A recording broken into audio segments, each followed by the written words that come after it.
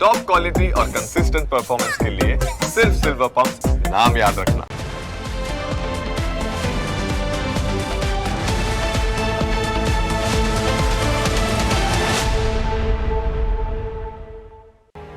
વિમાન દુર્ઘટનામાં પૂર્વ મુખ્યમંત્રી વિજય રૂપાણીએ પોતાનો જીવ ગુમાવતા તેમના નજીકના લોકોમાં શોક છવાઈ ગયો છે.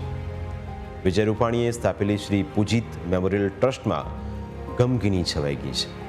આ ટ્રસ્ટની સ્થાપના વિજય રૂપાણીએ તેમના દીકરા પૂજિતના અવસાન બાદ વર્ષ 1994માં કરી હતી.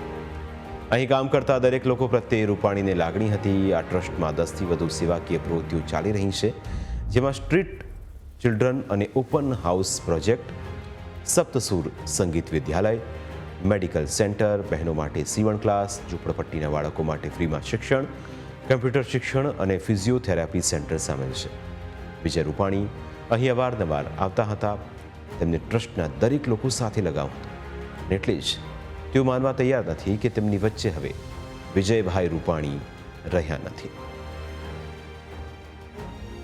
હજુ હું નથી માની શકતો. કાલ બપોરના જે ન્યૂઝ આ મીડિયાથી વાયરલ થયા અને અમને ખ્યાલ પડ્યો છે, એક વ્યક્તિ જીવે નીકળ્યા એવા મેસેજ મળ્યા ને એટલે અમને સૌથી વધારે આશા બંધાણી કે ના, આમાં સાહેબની સાથે આવો હાદસો નહીં જ બન્યો હોય. કારણ કે એવું સેવાકીય અને એમનું પરોપકારી જીવન, એનું વ્યક્તિત્વ, એની સંવેદનશીલતા, એટલે અમે હજુ સુધી ખરેખર માની નથી શકતા. અમને જ્યાં સુધી 100% કન્ફર્મ નહીં કહે ત્યાં સુધી અમે તો હજુ અમારી પ્રાર્થના ચાલુ છે અને અમે ત્યાં સુધી માનવાના જ નથી. કારણ કે બહુ મોટો આઘાતજનક સમાચાર છે અમારા માટે. મને હર પલ હરેક બાબતે એમનું સંપૂર્ણ માર્ગદર્શન મળ્યું છે.